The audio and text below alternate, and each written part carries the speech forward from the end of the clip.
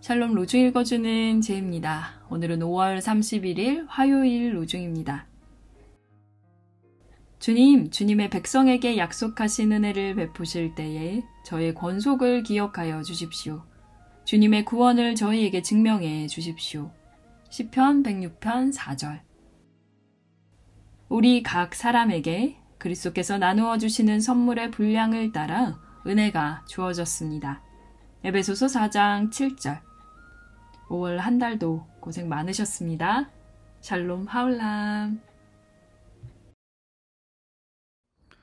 따라 예수 따라가네. 1891년 아네리는 미국 북장로회 소속 선교사로 남편 배위량과 함께 한국에 왔습니다. 보통 선교사들은 인천항을 통해 입국하는데 서울이 가깝기 때문입니다. 베어드 부부는 곧장 서울로 오지 않고 부산에서부터 마산, 김해, 밀양, 대구, 상주 등 내륙 지방을 순회하며 선교 지부를 세웠습니다. 아네리 선교사는 언어 습득에 특별한 재능이 있었습니다. 어떤 선교사들보다 한국어를 빨리 습득했지요. 그리고 한국 지방 곳곳을 다니며 한국인 삶의 실상을 가까이에서 보았습니다. 특히 대다수 조선 여성들의 기구한 생활을 직간접적으로 경험하면서 안타까워했습니다. 안 선교사가 조선 여성의 삶에 더욱 깊이 공감할 수 있었던 것은 한국 선교 1년 만에 첫째 딸 로즈를 뇌수막염으로 잃는 아픔을 겪었기 때문입니다. 낯선 땅에서 언어와 문화를 습득하는 것만으로도 힘든데 고된 선교 일정을 감당하고 조선인들의 삶을 돌아보기까지, 당시 선교사들의 삶이 어떠했을지 짐작이 됩니다. 그러나 그녀는 자신의 슬픔에 빠져 있지 않았습니다.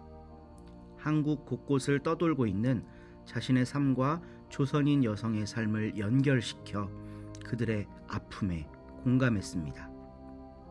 아네리 선교사는 조혼과 민며느리 제도가 성행하던 시절 아들을 낳지 못하면 천덕꾸러기 취급을 받던 조선의 여성들, 자신의 이름으로 불리지 못하고 누구어미 또는 고향 지역 이름을 따 무슨 댁이라고 불리던 그녀들을 보며 찬송시를 짓습니다. 멀리 갔더니 처량하고 고나며 슬프고도 외로워 정처 없이 다니니 예수 내 주여 지금 내게 오셔서 떠나가지 마시고 길이 함께 하소서. 아네리 선교사는 한국 사람들, 특히 여성들에게 예수 그리스도가 필요하다고 굳게 믿었습니다. 머나먼 땅에서 딸을 잃은 슬픔을 삼키며 하나님의 사역을 감당해야 했던 그녀에게 예수 그리스도께서 큰 위로와 힘이 됨을 체험했기 때문입니다. 그래서 그녀는 일생을 한국 선교와 여성들의 계몽을 위해 바칩니다. 오늘 본문 말씀은 이 땅에 오신 예수 그리스도께서 각 사람의 분량에 맞게 은혜를 주셨다는 내용으로 시작합니다. 그분은 영광스럽게 높은 곳으로 올라가셨습니다. 그러나 말씀을 전한 바울은 예수님이 높아지신 것보다 먼저 낮은 이 땅에 오셨음을 강조합니다. 바울에게 낮은 이 땅은 아픔과 슬픔, 고통이 있는 현실이었습니다. 예수님께서는 이 땅의 아픔에 공감하시어 높은 곳을 포기하시고 이 땅에 오셨습니다. 만물을 충만하게 하시기 위해서였습니다. 충만함은 예수님의 통치로 치유되고 회복됨을 의미합니다. 선교사들은 이러한 예수님의 마음과 정신을 우리 땅에서 실현했습니다. 예수님이 이 땅에 오셔서 은혜를 베푸시고 치유하시며 충만하게 하셨던 것처럼 그들도 작은 예수가 되어 삶을 헌신했던 것입니다. 아네리 선교사는 여러 문학 작품을 남깁니다. 그 중에 영어로 쓴 소설을 한국인이 번역한 소설이 있는데 제목이 따라 예수 따라가네입니다. 한 조선인 여성이 예수 그리스도를 믿고 변화되어 그분을 따르는 삶을 산 것을 소재로 한 것입니다. 안 선교사 자신이 먼저 그렇게 살았고 변화된 한국 사람들을 보았으며 그것을 본 많은 사람들도 그 길, 곧 예수 따름의 길을 가기를 바라는 마음에서 남긴 소설입니다. 바로 오늘 우리들에게도요. 기도하겠습니다. 하나님, 우리를 위해 먼저 이 땅에 오신 예수님께 감사드립니다. 이제 우리들도 예수님이 가신 길을 따라 살아갈 수 있도록 인도해 주시옵소서. 우리의 믿음은 오직 예수님을 따르는 길을 통해서만 증명되고 유지될 수 있음을 마음과 삶에 새기게 하옵소서. 예수님의 이름으로 기도합니다. 아멘.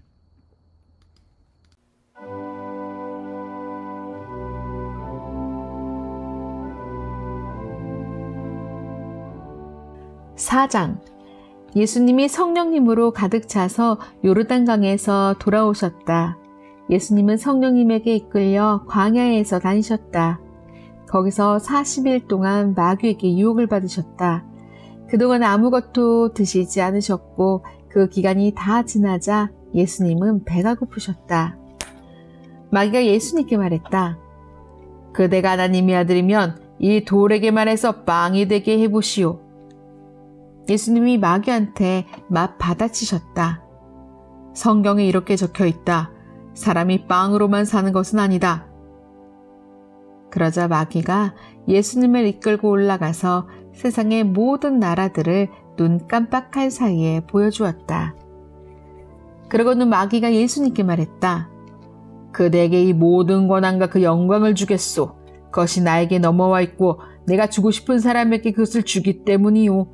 그러므로 바로 그대가 내 앞에 엎드려 절하면 그것이 다 그대 것이 될 것이요. 예수님이 막 받아쳐서 마귀에게 말씀하셨다. 성경에 이렇게 적혀 있다. 너는 주님 곧 너의 하나님께 엎드려 절해야 한다. 그분만을 섬겨야 한다. 그러자 마귀가 예수님을 예루살렘으로 이끌어가서 성전 꼭대기에 서시게 하고 말했다. 그대가 하나님의 아들이면 여기서 몸을 아래로 내 던져보시오. 성경에 이렇게 적혀 있으니까요. 주님의 천사들에게 주님이 그대를 위해 명령하셔서 그대를 지키게 하실 것이다. 또 적혀 있죠. 천사들이 손바닥 위로 그대를 들어 올려 그대의 발이 돌에 부딪히지 않도록 할 것이다. 예수님이 마귀에게 막 받아쳐 말씀하셨다. 이런 말씀이 있다. 주님, 곧 너의 하나님을 함부로 떠보지 마라. 유혹을 하는 일을 다 마치고 마귀가 예수님에게서 물러나 적절한 때를 기다렸다. 예수님이 성령님의 능력에 사로잡혀 갈릴리아로 돌아오셨다. 예수님의 소문이 둘레 온 지역으로 퍼져나갔다. 예수님이 그들의 여러 회당에서 가르치시면서 모두에게 영광을 받으셨다. 예수님은 나사렛으로 가셨다. 예수님이 자라나신 곳이었다. 늘 해오시던 대로 예수님은 안식일에 회당에 들어가셔서 성경을 소리내어 읽어주려고 일어서셨다. 예수님께 예언자 이사야의 두루마리를 내드리자 예수님이 그 두루마리를 펼쳐서 이렇게 적혀있는 것을 찾으셨다. 주님의 영이 내 위에 계시네. 나에게 기름 부으셨기 때문이네. 가난한 사람들에게 좋은 소식을 전하도록 하심이네. 주님이 나를 보내셨다. 사로잡힌 사람들에게는 해방을, 안 못 보는 사람들에게는 다시 보게 됨을 선포하도록 하심이네. 짓눌린 사람들을 해방시켜 내보내도록 하심이네. 예수님은 두루마리 책을 말아서 회당 시즌꾼에게 돌려주고 앉으셨다. 회당에 있는 모든 사람들의 눈이 예수님을 뚫어지게 바라보고 있었다. 예수님이 그들한테 말씀하기 시작하셨다. 여기에 적힌 이 말씀이 오늘 이루어졌습니다. 여러분이 두 귀로 들은 대로입니다. 모두가 증언하기를 예수님이 옳다고 하고 그분의 입에서 흘러나오는 은혜의 말씀에 놀라워하고 있었다. 그러면서 말했다. 이 사람은 요셉의 아들이 아닌가? 그러자 예수님이 그들한테 말씀하셨다. 여러분은 나에게 틀림없이 이런 옛말을 들으릴 겁니다. 의사 선생, 당신 자신이나 고쳐보시오. 가버나움에서 했다고 우리가 들은 일들을 모두 여기 당신 고향에서도 해보시오. 이런 말씀도 하셨다. 아멘. 여러분에게 말합니다. 어떤 예언자라도 자기 고향에서는 받아들여지지 않습니다. 정말로 여러분에게 말합니다. 엘리야 때의 남편 여인 여자들이 이스라엘에 많이 와 있었습니다. 그때 3년 6개월 동안 하늘이 닫혔고 온 땅이 기근에 크게 시달렸습니다. 그런데 하나님이 엘리야를 그들 가운데 아무한테도 보내지 않으셨습니다. 오직 시돈의 사렙다에 사는 남편 여인 여자한테 뿐이었습니다. 예언자 엘리사 때에는 이스라엘에 심한 피부병 앓는 사람이 많이 있었습니다. 그런데 하나님이 깨끗하게 해주신 사람은 그들 가운데 아무도 없었습니다. 오직 시리아 사람 나아만 뿐이었습니다. 회당에 있던 사람들은 모두 이 말씀을 들었고 분노로 가득 찼다.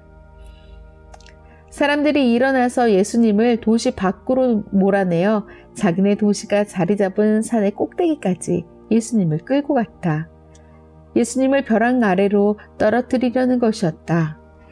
그러나 예수님은 그들 한가운데로 지나서 떠나가셨다. 예수님이 갈릴레아의 도시 가버나움으로 내려가셔서 안식일에 사람들을 가르치고 계셨다. 그들은 예수님의 가르침에 매우 놀랐다. 그분의 말씀에는 권위가 있었기 때문이다. 그런데 회당에 더러운 귀신에 영 붙은 사람이 있다가 큰 소리로 외쳤다. 아, 나사렛 예수님, 당신이 우리와 무슨 상관입니까? 우리를 없애려고 오셨습니까? 당신이 누군지 나는 압니다. 하나님이 보내신 거룩한 분이시지요. 그러자 예수님이 그 영을 꾸짖으셨다. 입 다물어라. 그 사람에게서 나와라. 그러자 귀신이 그 사람들 한가운데다 쓰러뜨리고 그 사람에게서 나왔다. 그에게 아무런 상처도 입히지 않았다. 모두가 놀라서 서로 수군댔다. 이 말은 뭐지? 예수가 권위와 능력을 가지고 더러운 영들에게 명령하니까 그것들이 나가는구나. 그리하여 예수님을 두고 그 둘레 곳곳마다 입소문이 퍼져나가고 있었다. 예수님이 일어나 회당에서 떠나 시몬의 집으로 들어가셨다. 그런데 시몬의 장모가 열병을 심하게 앓고 있었다. 사람들이 예수님께 시몬의 장로를 봐달라고 부탁드렸다. 그래서 예수님이 그의 곁에 서서 구워보시고는 열병을 꾸짖으셨다. 그러자 열병이 그를 떠났다. 시몬의 장모는 곧장 일어나서 예수님 일행을 섬겼다. 해질 때 이런저런 질병으로 앓고 있는 사람들을 둔 이들은 모두 그들을 예수님께로 데려왔다. 예수님이 그들 한 사람 한 사람에게 손을 얹어 그들을 고쳐주셨다. 귀신들도 많은 사람들한테서 나가면서 당신 하나님의 아들입니다 하고 소리쳐댔다. 그러나 예수님은 꾸짖으시며 귀신들이 말하는 것을 허락하지 않으셨다. 그들은 예수님이 그리스도이심을 알고 있었기 때문이다. 날이 밝았다. 예수님은 외떨어진 곳으로 나가셨다. 무리들이 예수님을 찾아다니다가 예수님 계신 곳까지 왔다. 예수님을 붙잡아 두고 자기들한테서 떠나시지 못하게 하려는 했다. 그러나 예수님은 그들한테 이렇게 말씀하셨다. 다른 도시들에도 하나님 나라의 좋은 소식을 내가 전해야만 합니다. 이 일을 하도록 보내심을 받았으니까요. 그리고 예수님은 유대아의 여러 회당에서 말씀을 계속 선포하셨다. 아멘.